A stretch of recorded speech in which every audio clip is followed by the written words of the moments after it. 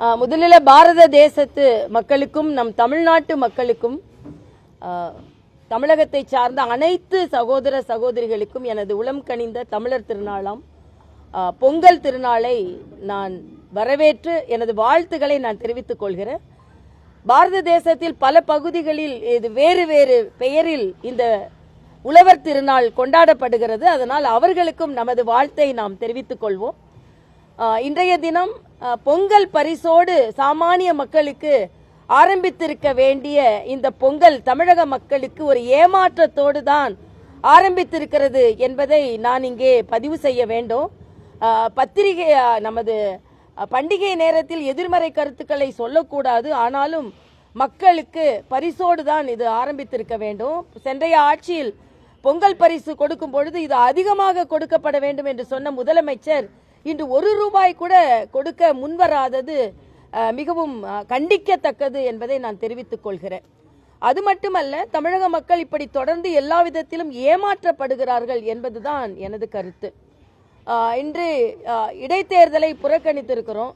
அது திமுகவை அனைத்து கட்சிகளும் புறக்கணிக்கிறது என்பதுதான் சரியான வாசகமாக இருக்கும். எல்லாவற்றிற்கும் மேலாக மரியாதைக்குரிய முதலமைச்சர் அவர்கள் ஆளுநரை சிறுபிள்ளைத்தனமான நடவடிக்கை என்றெல்லாம் பதிவு செய்திருக்கிறார்கள். ஆளுநரும் அதற்கு பதில் பதிவு செய்திருக்கிறார்கள். நான் எனது தமிழகத்தை சார்ந்தவள் என்ற வகையில், தமிழகத்து சகோதரி என்ற வகையில், தமிழகத்து சகோதரியாக இருந்து 2 மாநிலங்களை நிர்வகித்தேன் என்ற வகையில் ஆளுநரும் முதலமைச்சர் அவர்களும் உட்கார்ந்து அமர்ந்து பேச வேண்டும் என்ற கோரிக்கை நான் பொங்கலுக்கு வைக்கிறேன். இதே போல கருத்து வேற்றுமைகளும் கருத்து பதிவுகளும் மாநில மக்களுக்கு பலன் தராது என்பதனால் ஆர்டிகிள் 167 என்ன சொல்கிறது என்றால், எப்பொழுதெல்லாம் தேவைப்படுகிறதோ அப்பொழுது ஆளுநரும் முதலமைச்சரும் சந்தித்து 2 பேரும் மாநில பிரச்சனைகளை பற்றி விவாதித்து முடிவெடுக்க வேண்டும் என்று அரசியலமைப்பு சட்டத்தின் பகுதி 167 சொல்கிறது. அதனால் தயவு செய்து முதலமைச்சரும் ஆளுநரும் 2 பேரும் தங்களது கருத்து வேற்றுமை விட்டுவிட்டு அமர்ந்து ஒற்றுமையாக தோழமையுடன் பேசி துணைவேந்தர் போன்ற பிரச்சனைகளுக்கு ஒரு தீர்வு காண வேண்டும் என்று நான் நினைத்துக் கொள்கிறேன். ஏன்னா இந்த ஆலோசனையை சொல்லும் தகுதி எனக்கு இருக்கிறது என்று நான் நினைக்கிறேன். ஏனென்றால் நான் இன்று தமிழக மக்களுக்காக நான் ஒரு சகோதரியாக இறங்கி வந்து உங்களோடு இருந்தாலும் நான் 2 மாநிலத்தின் ஆளுநராக சிறப்பாக பணியாற்றினேன். ஒரு மாநிலத்தில் மத்திய அரசோடு சண்டை போட்டுக் கொண்டிருந்தார்கள், ஒரு மாநிலத்தில் மத்திய அரசோடு இணக்கமாக இருந்தார்கள். ஆக ஒரு மாநிலம் தெலுங்கானாவில் சண்டை போட்டுக் கொண்டிருந்ததனால் அந்த தெலுங்கானா மக்கள் எவ்வளவு பாதிக்கப்பட்டார்கள் என்பதும் எனக்கு தெரியும்.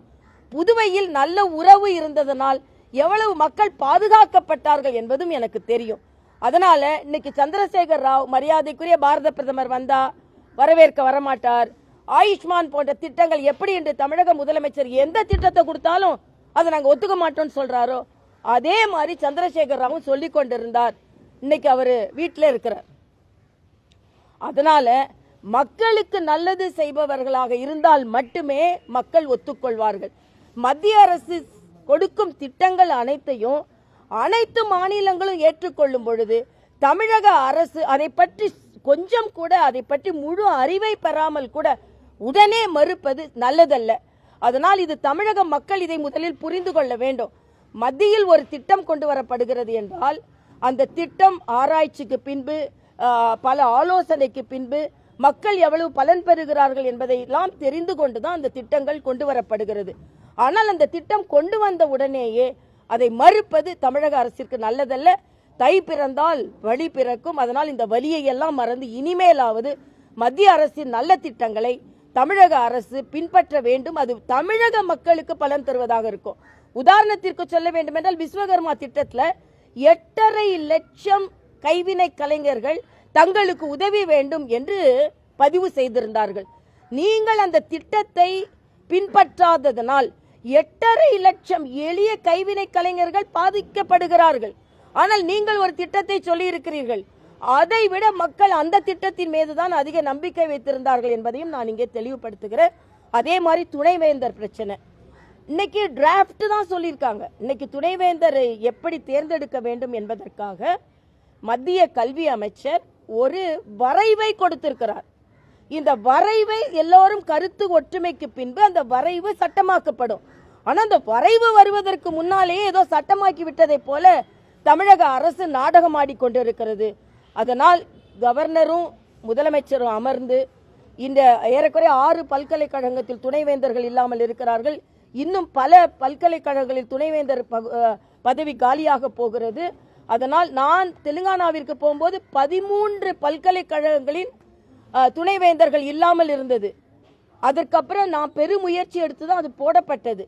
அதனால் முதலமைச்சரும் ஆளுநரும் தங்கள் வேற்றுமைகளை மறந்து அவர்கள் அமர்ந்து தமிழகத்தில் உள்ள இத்தகைய கருத்து வேற்றுமைகளினால் உயர்கல்வித்துறை போன்றவற்றில் வரும் பிரச்சனைகளை தீர்க்க வேண்டும் என்று நான் கேட்டுக்கொள்கிறேன். மறுபடியும் சொல்கிறேன், இந்த ஆலோசனையை சொல்வதற்கு எனக்கு தகுதி இருக்கிறது. ஏனென்றால் 2 மாநிலத்தின் கவர்னராக ஏறக்குறைய 4.5 ஆண்டுகள் பணியாற்றி இதே போல பல்கலைக்கழகங்களின் பிரச்சனைகளை தீர்த்தவள் என்ற முறையில் நான் எனது பணிவான கேட்டுக்கிறேன்.